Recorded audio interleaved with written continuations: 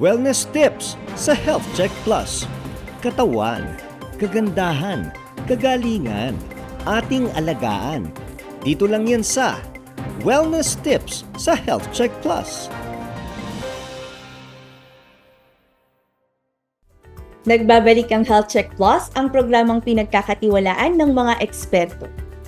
Para ipagpatuloy pa rin ang ating series para sa buwan ng kababaihan ng Marso, focus pa rin ang ating susunod na usapan tungkol sa mga issue at concerns ng mga kababaihan, kalusugan ng kababaihan.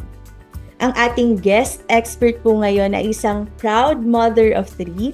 Siya po ay isang stage 4 cancer survivor, lubos na ginagalang at pinagpipitagang global business leader and the founder of Better Days Community. Welcome po sa Health Check Plus, Ms. Charity Joyce Marahumstar. Magandang araw sa ating mga health checkers at sa iyo, Teacher Ellie, magandang araw. Magandang araw po sa inyo. Mga health checkers, naging bukasyon na para kay Ms. Charity ang pagsuporta sa mga cancer warriors at kanilang mga mahal sa buhay. Kaya makailan lamang binuksan niya ang mga usapan tungkol sa healing at self-awareness. Kanya ring inumpisahan ang mga masaselang usapan tungkol sa end-of-life transitions at pag-manage ng pighati bilang isang life doula, cancer coach, and grief coach. So, Miss Charity, tayo po ay talagang napakadami ng inyong sinimula na advocacy, no? At kayo po ay founder ng Better Days Community. Kailan po nagsimula ang Better Days at ano po ang inyong mission sa Better Days Community? Teacher Ellie, nagsimula kami na virtual community lamang, no? Siguro mga during the pandemic, sinimulan ko ito kasi nga na nararamdaman ko at naririnig ko na ang dami-daming mga may sakit ng cancer na walang makausap. Yung iba hindi makapunta ng ospital man lamang, no? So, nag-start kami na virtual community at inilapit ko rin naman ito sa iba't ibang hospital kung gusto nilang kami ay doon manatili or magstay sa mga hospitals, no, pero wala po kaming nakuhang magandang response. So naisip ko, hindi po kasi ako yung tao na parang mag-iintay ng solusyon. So may mga kinausap ako mga tao at piniliwanag ko ang aking advokasya at marami naman po sa ating mga cancer survivors o mga gumaling na sa cancer ang tumulong sa akin, no? So at magdadalawang taon na po, meron po tayo talagang bahay, no? Bakit ho bahay ang naisip ko? Kasi kadalasan ang mga ang tawag ko nga mga kaibigan natin at mga ka-cansmate, sabi ni Father Jerry Orbos, no? Kadalasan po gusto nila yung maiba naman yung kanilang paligid, no? So yung bahay na ito ay talagang bahay, no? Pwede kang maupo, pwede kang may mga counselors kaming nag-aantay, nandun ako. Kung meron kayong gustong katanungan, at higit dyan, meron kaming mga klase. So, nakafocus tayo sa edukasyon kasi marami pa rin mga kababayan natin, lalo na mga kababaihan, ang maraming tanong na minsan hindi ka naman pwedeng pumunta sa iyong medical oncologist. Teacher Ellie, dati po hanggang ngayon, no? Kayo po ay nagtatrabaho din sa cancer space. Alam niyo po naman na hindi pwedeng pumunta ang pasyente doon at sabihin, alam niyo, hindi ako makatulog dahil iniisip ko ito. No?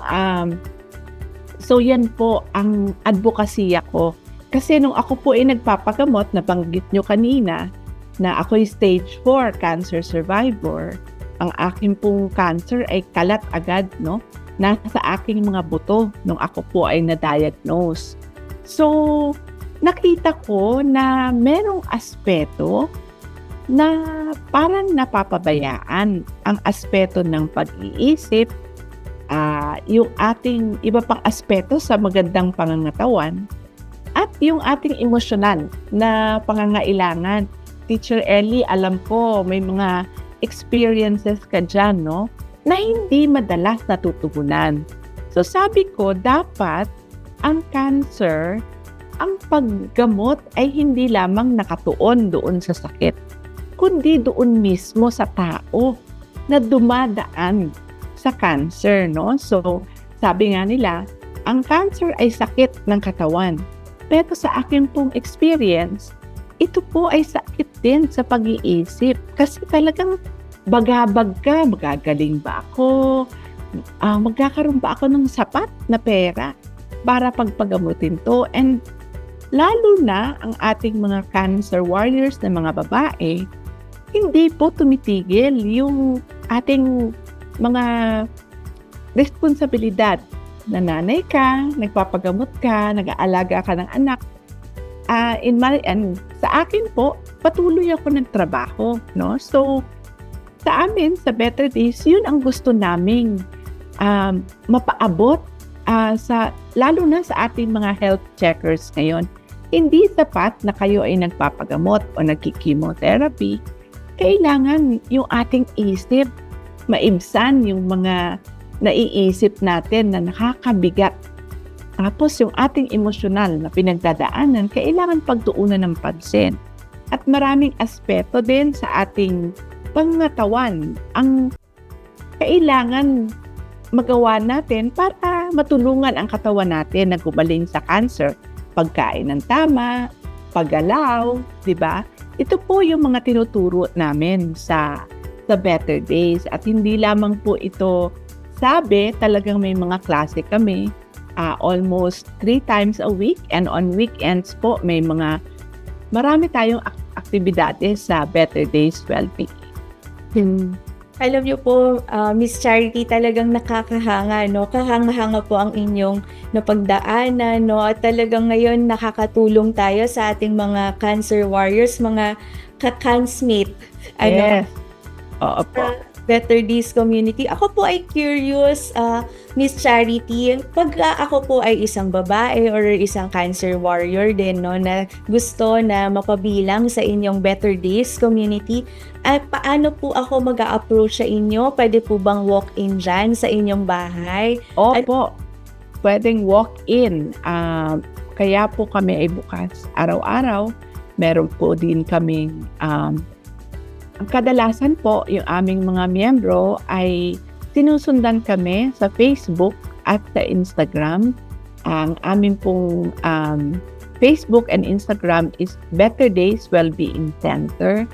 Kayo po ay sasali lamang at doon nyo na makikita yung mga klase, yung mga paalala sa social media, at yung mga oras kung kailan tayo pwedeng mag-usap sa Better Days, at marami po tayong in-person activities, no? Mga nagkikita-kita. Katulad po ng February 22, nagkaroon kami ng Community Day at napakaganda ng nangyari kasi yung mga dati ay nagkikita-kita lamang sa Zoom, ngayon nagkita-kita na sila in person at sila ay matagal na nag-usap at nagkwentuhan tungkol sa mga pinagdadaanan nila. Alam niyo po, ang isa sa mga pinaka-importanteng suporta sa paggaling ay ang community. Bakit po? Kasi hindi naman lahat ng pinagdadaanan ng ating mga ka-cansmate ay naisasabi sa mga pamilya nila or sa mga kaibigan. Dahil ang isip nila ay hindi sila naiintindihan. No? So, mas mainam at mas komportable silang makipag-usap at makipagtsikahan sa mga ka-cansmate din na nakakaintindi kung anong pinagdadaan. I'm sure, Miss Charity, no, marami po sa ating mga nakikinig at nanonood ngayon ay yan din ang iniisip, lalong-lalo na sa ating mga ka-cansmate dyan, no? So, napakaganda po na atin pong nabibigyan ng impormasyon ng ating mga health checkers, no, na pwede silang sumali dito sa this community po natin. Opo. Teacher Ellie, hindi lamang po yung mga may sakit, yung kahit na yung survivors, kasi napakahaba po, alam mo yan, Teacher Ellie, diba, ng survivorship years. So, kailangan din panatiliin yung pag-aalaga Hindi po dahil tapos na kayong magpagamot, tapos na, no? Tinutulungan namin sila with our programs para magabayan din sila habang sila ay patuloy na minomonitor. Tapos yung ating pong ang tawag namin yung mga love giver, yung mga nag-aalaga sa kanila. Yan din po inaalagaan natin at tinuturuan natin paano pangalagaan din yung sarili nila kasi importante po yun. Sila yung talagang maraming inaalala at maraming trabaho sa pag-aalaga ng ating mga ka-cansmate. Ngayon po, meron dun po kami, Teacher Ellie, na mga nag-walk-in na yung nasa suspicious phase pa lang. Yung may nararamdaman ako or may nakakapa ako. Natakot. Hindi alam kung saan magsisimula, saan ba pupunta, ano ba ang una kong gagawin, no? So, pati po yun ginagabayan natin sa Better Days Wellbeing Center. So, yun po, marami hong aspeto at mga tao na kasama sa Better Days Wellbeing. Nakakatuwa po, Miss Charity, dahil buong-buo, no, mula sa kahit na sinususpetsahan pa lang hanggang sa survivorship. So kahit pagkatapos na ng kanilang treatment ay pwedeng sumali, no? At hindi lang ang pasyente kundi kanilang mga love givers ay pwede ring sumali sa inyong Better Days community. So, Miss Charity, alam niyo po kami din po ay curious, no? Kasi nabanggit niyo po kanina na kayo din po ay isang end-of-life doula, no? At usapin ng end of life, I'm sure po, ay medyo challenging talaga, no, sa ating mga health checkers na nakikinig at nanonood ngayon. Maaari niyo po bang ipaliwanag ano naman po ang inyong role sa pagiging end of life doula? Okay. Teacher Ellie, simulan ko po doon sa karamihan kasi ang tanong sa akin, ano ba ang life doula, no? Ang life doula po, nakatulad ko, ay ang dula po na salita ay hindi bago. Teacher Ellie, hindi ko alam kung alam ng ating mga health checkers na ang pinakaunang dulas, yung mga birth dula, no? Ang dula po na salita, ang ibig sabihin ay nurturer o tagapag-alaga. So, sa kaso ko po, naisipan ko, kaya ako umalis sa corporate. Kasi naisipan ko na kailangan ito na kung ako mismo na dumaan dito, siguro kung merong katulad ko, mas nadalian ako sa pag-navigate ko, sa paglakbay ko sa aking cancer journey. Ang katotohanan, Teacher Ellie, dalawa lamang ang nangyayari pag ikaw ay may cancer. Nagpagamot ka, gagaling ka. Nagpapagamot ka, pwede ka rin hindi gumaling. No? So, yan po ang katotohanan. Kaya pinag-isipan ko talaga kasi alam ko mabigat na trabaho. Pero nung naintindihan ko po na ang pangangalaga, pag hindi na sapat yung paggaling or hindi na posibilidad yung paggaling, kailangan mas lalo nating arugain at alagaan ang pasyente. At kasama sa trabaho ng end-of-life doula, na katulad ko, ay tanungin ang pasyente kung ano ang mga gusto niyang gawin sa mga natitirang pwedeng araw, buwan, o taon ng kanyang buhay, no? Alam niyo naman po, pag kayo po ay may cancer, meron po tayong tinatawag, Teacher Ellie, na prognosis, no? Ano yung maaaring kahinatnan pag ikaw ay naglalakbay sa iyong cancer journey. Example, mga health checkers, nung ako po ay sinabihan na stage 4 ako, ang isa sa mga sinabi ng doktor ko ay hindi garantiya na ako ay gagaling. So habang ako ay nagpapagamot, iniisip ko na, paano kung dumating ang panahon na hindi ako gumaling? So, ang tawag ko po dito, nagtahak ako ng 200. Ibig sabihin, nagpapagamot ako ng patuloy, pero iniisip ko na, paano pag hindi ako gumaling? So, kaya po naisip ko na na importante yung trabaho ng end of life kasi kasama sa trabaho ko yung pagpapaliwanag, pagpapatanggap, no?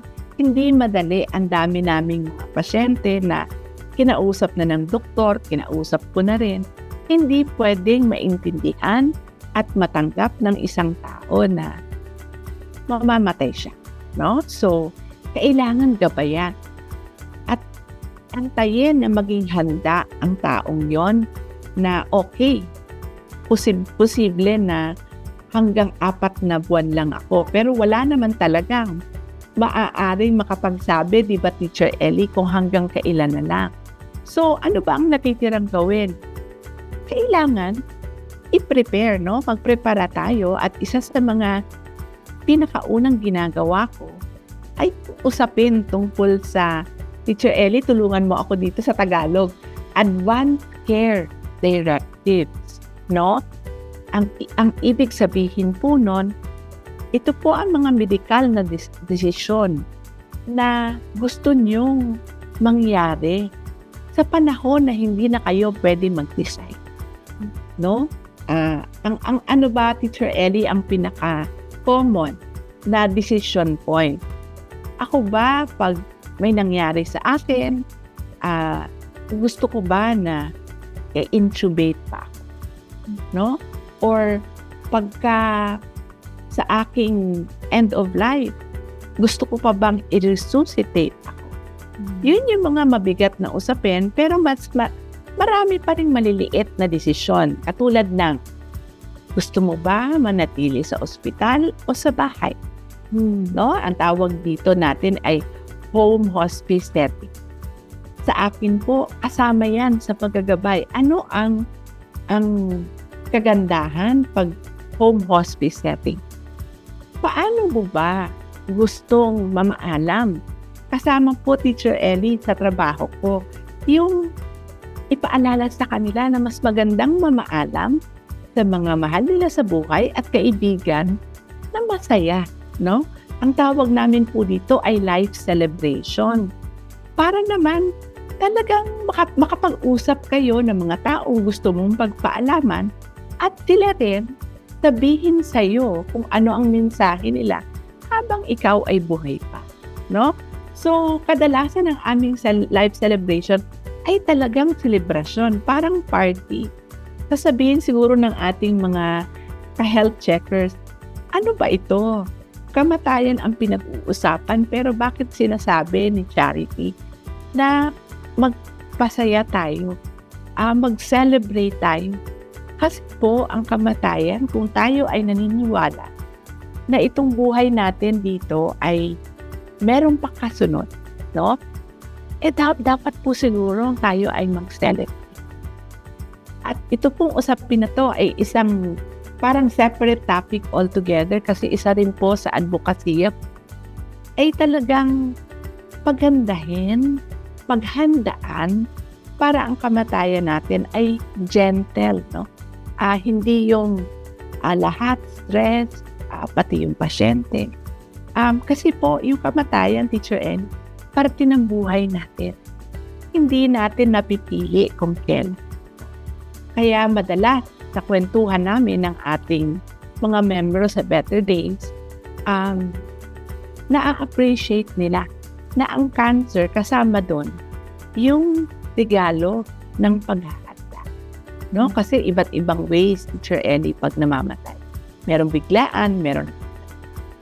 Ngayon, napapaliwanagan namin ang ating mga classmates na merong gift of preparation kasama sa cancer. Pwedeng mangyari sa ngayon o 5 taon pa, pero nakapag-prepara. Yun po ang isa sa mga maraming gawain ng isang end-of-life dula. Nakakatuwa po, Miss Charity, kasi ngayon ay mas na-appreciate namin kung ano ba yung tinatawag na end-of-life dula at dami po ng inyong naitutulong sa ating mga cancer survivors, cancer patients para sa paghahanda at pagpe-prepare sa reality ng ating buhay na ito. Pero yung isang ina at isang dumaan na sa isang stage 4 na sakit, Miss Charity, kami po ay na-curious din, no? Ano po ang pinaka-main na aral na pwede ninyong i-share, lalong-lalo na sa ating mga nakikinig at nanonood ngayon ng mga kababaihang health checkers na maaaring nagdadaan din sa similar na journey? Sa ating mga health checkers, lalo na sa ating mga kababaihan, ang mensahe ko po ay ito. Ang counseling process, kung kayo po ay madadiagnose ng cancer, hindi po yan nangyari kagabi. Nagsimula yan 20 years ago. And bakit ko po ganito sinasabi ang aking sagot? Kasi ang mensahe ko po sa inyo, ngayon pa lang, alagaan nyo na yung sarili ko. Teacher Ellie, i-describe ko lang po ang buhay ko bago ako Ang buhay ko noon, akala ko pag wala kang nararamdaman, healthy ka. No? Pero sa totoo, kadalasan, ang cancer, wala kang nararamdaman. Meron ka nalang mararamdaman sa huli, at kaya minsan, hindi natin pinapansin. No? So, ang buhay ko po noon, kulang ako sa tulog dahil ako'y nagtatrabaho sa isang malaking conglomerate sa ating bansa. Hindi ako kumakain ng ayos. Minsan, Teacher Ellie, sa dami ng ginagawa ko, para lang makatawid ako sa araw, Coke ang iniinom ko. Para lang meron akong sigla, no? Hindi maayos na pagkain. At saka yung walang katapusang stress. Sabi nga nila, ang ating mga kababaihan ay emotional laborers. Ano pong ibig sabihin nun? Meron ka ng dinaramdam, aakuin mo pa rin lahat ng problema.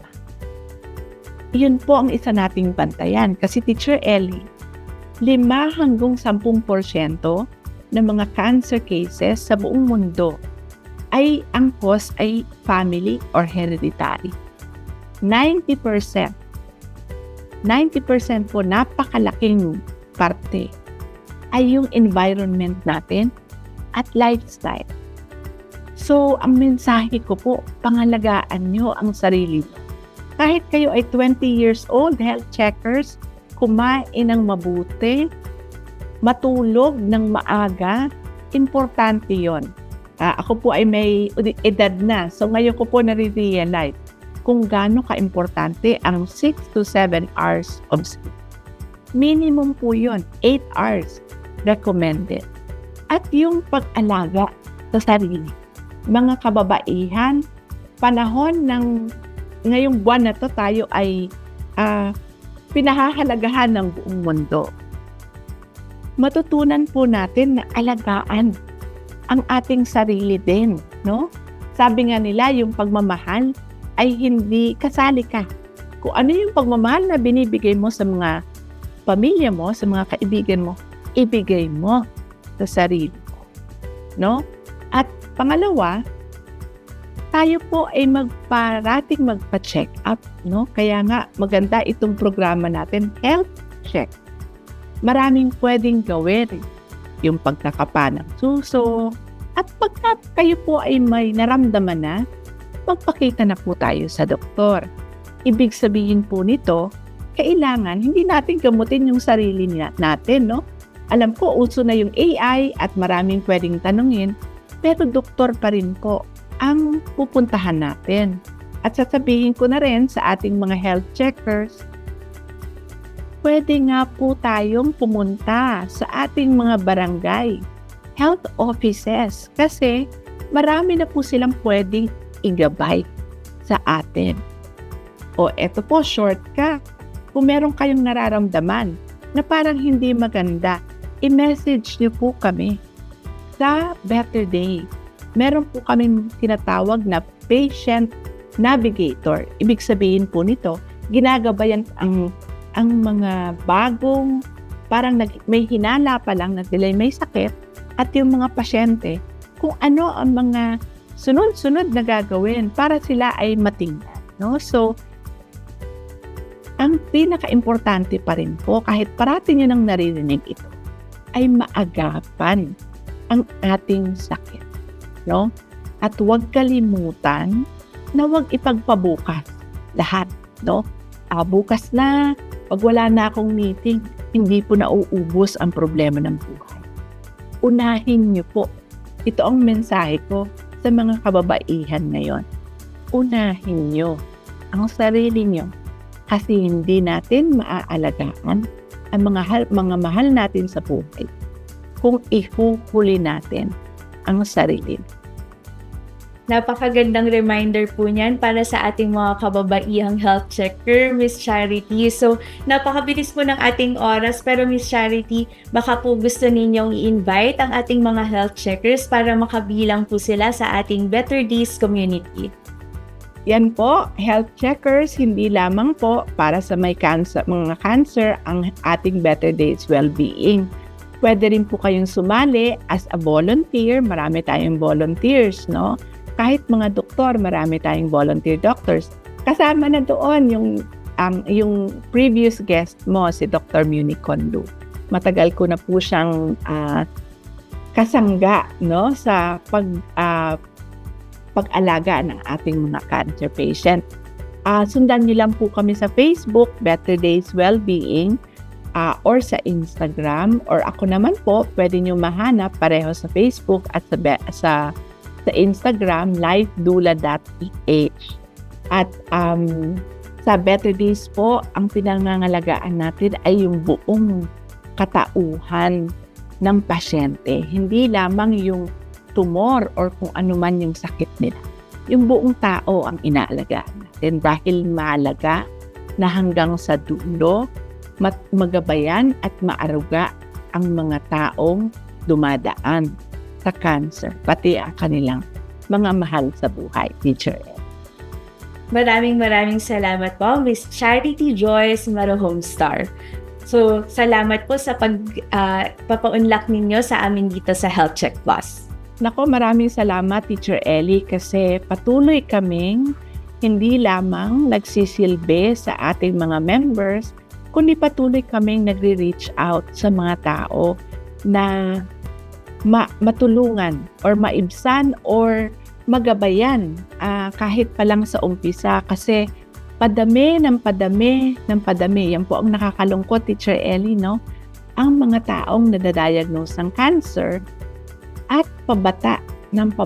Meron po kaming, ang youngest po namin sa Better Days ay 12 years old, no? At marami din na miyembro ang may cancer na 15 up to 39 years old. Imagine niyo po yun, no? So, kailangan, importante itong mga usapin sa health check kasi hindi lamang cancer ang kailangan nating abangan, no? Kung anong nangyayari sa katawan natin. So, yon, Teacher Ellie, maraming salamat sa pag-imbita sa amin at lahat ng platform na pwede naming makapag-reach out kami sa mga kababayan natin at kahit na yung mga kababayan natin sa labas ng bansa, pwede nyo po kaming i-message at pwede rin po kayong sumali sa mga klase namin. Dahil ito po ay in-person tsaka meron pong virtual katulad. Maraming salamat po muli, Miss Charity Joyce Marohomestar. At napakinggan natin ang kwentuhang isa na namang episode sa ating series na nakasentro pa rin sa ating mga kababaihan bilang pag-celebrate ng ating Women's Month. Ngayong 2025 mga health checkers, tayo ay maging mapanuri. Mahalaga ang wastong impormasyon ukol sa kalusugan natin. Laging isipin na ang wasto at tamang impormasyong pangkalusugan ay check na check. Tandaan, ating pangalagaan ang ating kalusugan sapagkat ang kalusugan ay ating kayamanan. At huwag kalimutang batiin araw-araw ang ating minamahal. Be kind, be safe, and stay healthy. Ako po si Teacher Ellie Campos Banayat, dito sa programang pinagkakatiwalaan ng mga eksperto, ang Health Check Plus sa DZRH. Check na check! Wellness tips sa Health Check Plus. Katawan, kagandahan, kagalingan, ating alagaan. Dito lang yan sa Wellness Tips sa Health Check Plus.